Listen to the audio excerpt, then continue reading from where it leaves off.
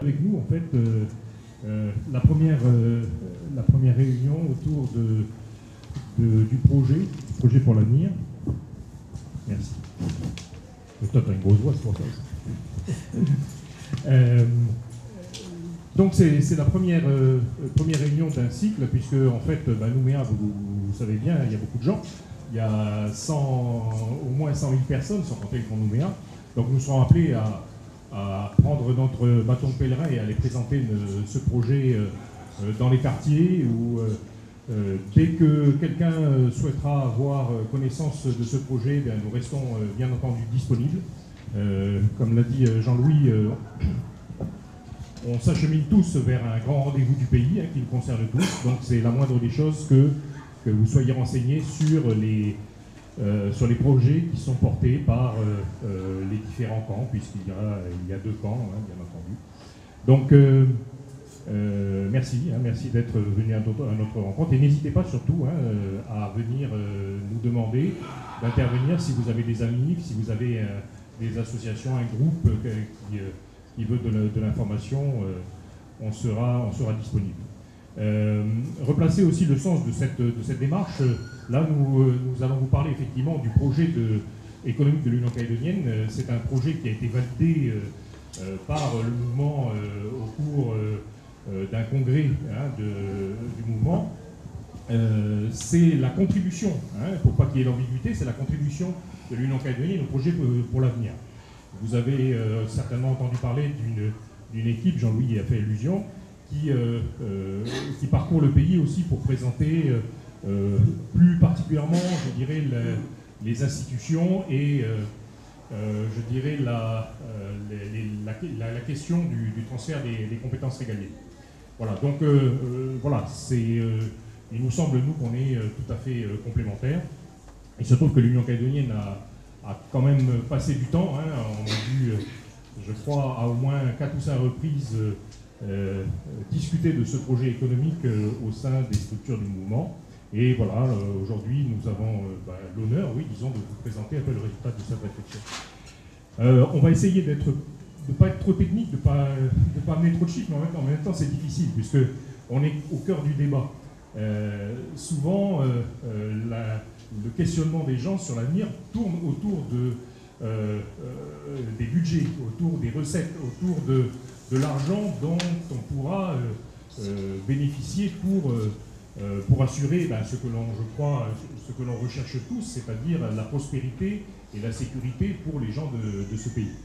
Donc on va essayer d'être un peu des pédagogues, je ne sais pas si on va y parvenir, mais donc on va vous faire une présentation donc, de comment fonctionne le budget du pays, puisque tout part de là. Tout ce qui est financé dans le pays passe par le budget du pays, même si ce budget, vous allez le voir, ensuite est redistribué. Un mot peut-être aussi pour dire pourquoi commencer par l'économie.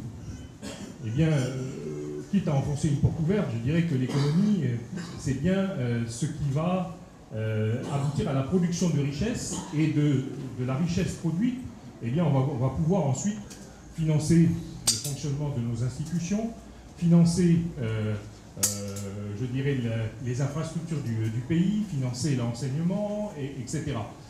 Et aussi, bien entendu, financer, en tout cas en partie, en ce qui concerne le budget, la protection sociale. On aura certainement l'occasion de vous envoyer, via les réseaux sociaux notamment, et peut-être d'autres médias, des invitations ultérieures autour des comptes sociaux, de la question sociale, parce que c'est un sujet à part entière. Donc là, aujourd'hui, on va essentiellement vous parler d'économie. Donc, voilà. Donc, ce qu'il est important pour pouvoir décoder un peu ce que l'on va essayer de vous raconter, c'est d'où viennent les recettes qui font tourner le pays, et puis comment elles sont ensuite employées. Donc, on a essayé de faire un schéma qui est un peu simplifié, on l'espère en tout cas.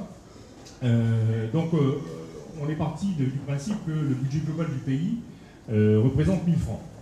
Ça nous semblait être la meilleure façon de présenter les choses. Sachant qu'en réalité, aujourd'hui, ce 1000 francs représente à peu près 225 milliards. Mais bon, plutôt que de mettre des chiffres à rallonge, ça nous a semblé bien plus facile de le présenter comme ça. Donc ce budget global est divisé en deux grandes parties. Il y a ce qu'on appelle le budget de répartition, hein, et le budget annexe. Ça, c'est une nouvelle, une nouvelle structure du budget qui date de 2012, juste pour la petite histoire. Et donc le budget de répartition est divisé ensuite entre ce qu'on appelle vraiment le budget de répartition, donc qui représente 474 francs sur les 1000, là, et qui va alimenter ensuite les provinces et les communes. Je ne vais pas trop m'apesantir sur cette partie-là, simplement dire qu'il y a une clé de répartition en ce qui concerne, je dirais, ce qui va aux différentes provinces et aux communes. Si je rappelle ça, c'est parce que c'est un sujet politique très fréquent, et notamment la province sud ramène souvent le sujet en estimant qu'elle n'est pas bien servie. Mais ça, c'est une autre histoire, et les discussions politiques qui se feront dans d'autres espaces. En gros, pour les provinces, la répartition de ce budget-là, c'est 50% pour la province sud, 32% pour la province nord et 18% pour la province est. Et puis, il y a les communes, bien entendu, qui sont financées aussi par là. Et puis, bien sûr, il y a le budget propre de la Nouvelle-Calédonie, sachant que la Nouvelle-Calédonie est bien entendu une collectivité à part entière. Alors, donc, ce budget de répartition est alimenté par ce qu'on appelle dans le jargon comptable l'assiette des dotations, qui est elle-même constituée de tout ce qui vient des impôts directs et indirects qui sont payés par les contribuables du pays, que ce soit vous, travailleurs, hein, les consommateurs, les entreprises. Hein, et vous voyez que ça constitue une part importante, hein, sur nos 1000 francs, là, on est à 688 francs. Ça, c'est exclusivement payé par les gens du pays.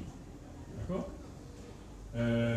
Alors, les recettes de la régie des tabacs, c'est un vieux sujet, ça. Mais c'est vrai que ça rapporte au pays, hein, 8 francs sur 1000. Bon, voilà, c'est... Ensuite, il y a la contribution de l'État sous la forme d'une dotation d'équipement. Donc ça, c'est un vieux système où l'État aide les collectivités à financer un certain nombre d'infrastructures, etc. Un certain nombre de programmes. À ça, il faut ajouter donc d'autres recettes qui, elles, vont directement à la Nouvelle-Calédonie, qui ne passent pas par l'assiette de répartition, hein, qui viennent donc de l'État.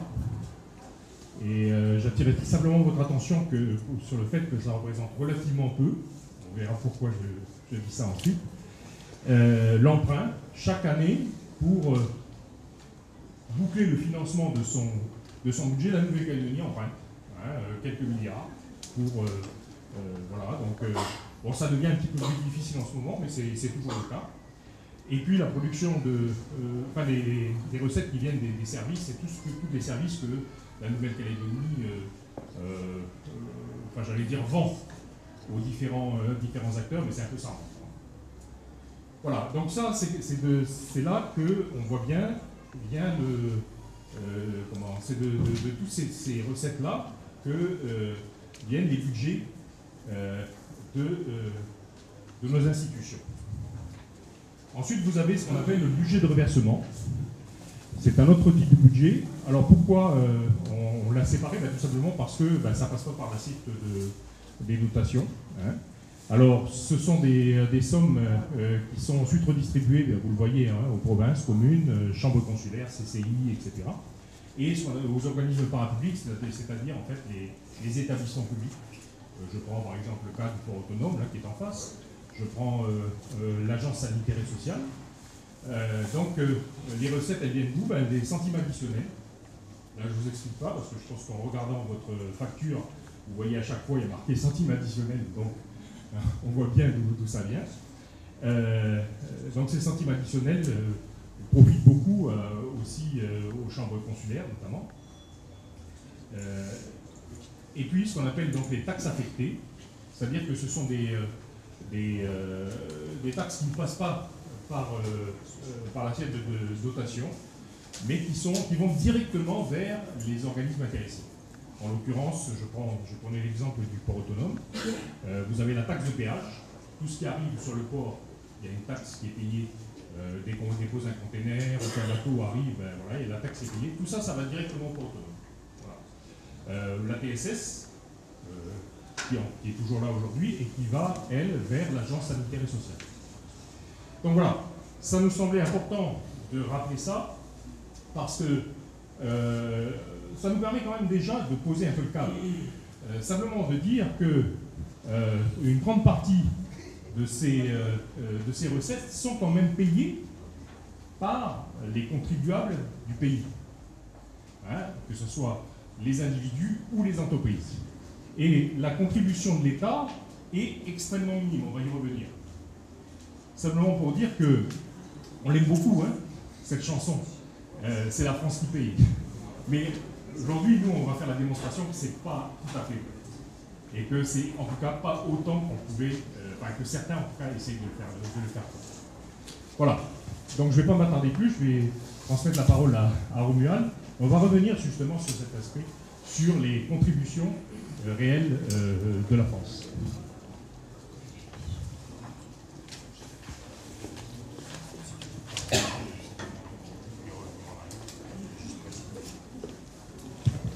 Juste une petite précision pour que chacun le sache ici, que vous aurez l'occasion de poser les questions déjà après la fin de cette première partie. Le but étant pour l'équipe qui est en place ici, de vous donner des informations dont vous avez besoin. Voilà, c'est aussi le but du jeu ce soir, c'est que chacun qui a des questionnements puisse les formuler. On profite de la présence de nos techniciens pour ça. Mais entre cette partie-là et la deuxième. Voilà, Romuald. Bonsoir. Alors moi, je vais vous parler un peu des transferts de l'État. Donc on entend souvent parler de ces transferts, à droite, à gauche. Moi, je vais essayer de vous expliquer à quoi ils correspondent, à combien ils se chiffrent et comment ils sont utilisés ici. Et donc je vais faire passer aussi quelques messages, donc qu'ils alimentent très peu les budgets des collectivités locales, et d'autre part qu'il existe des flux de la Nouvelle-Calédonie qui vont vers la France. Et donc je vais aussi vous expliquer à quoi correspondent ces flux et vous montrer que ces flux ils sont aussi importants que ceux qui viennent de la France à la Nouvelle-Calédonie.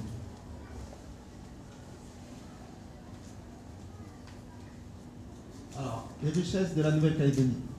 Donc, en 2013, le PIB de la Nouvelle-Calédonie, c'est 886 milliards. Le PIB, c'est un indicateur qu'on utilise pour mesurer la richesse qui est produite dans le pays. Donc, c'est l'indicateur qui sert de référence quand on parle d'économie dans un pays. Par rapport à cela, on a les transferts qui pèsent, qui montent à 155 milliards. Les transferts de l'État brut. Et ces transferts représentent 15% du PIB, 15% de la richesse de la Nouvelle-Calédonie. Donc, vous voyez à peu près ce que ça pèse. C'est pas si élevé que cela. 155 milliards, c'est des transferts bruts. Si vous lisez la note de l'IOM dans le rapport annuel 2016, c'est un rapport qui sort tous les ans, on peut parler aussi de transferts nets. Donc ces transferts nets, ils sont plus élevés, plus faibles. Ils se montent à peu près 120 milliards. Donc c'est un meilleur indicateur, les transferts nets, parce que y a des flux, par exemple tout ce qui est paiement de retraite par les locaux. Donc c'est de l'argent qui part vers la métropole, mais qui appartient aux Calédoniens. Donc il revient, il est compris dans ces 155 milliards, mais au départ c'est de l'argent qui était ici. Donc si on enlève tout ça, les transferts nets se montent à 120 milliards. Voilà. Bon, on a souvent l'habitude de parler de transferts bruts, donc on va rester sur ces transferts bruts. Alors, les transferts financiers de l'État, pourquoi faire? Alors là, vous avez un tableau où, sans expliquer expliquer comment sont utilisés les transferts de l'État. Mettre le petit camembert à côté, c'est plus visible. Alors, le premier poste, c'est les dépenses de personnel et pensions.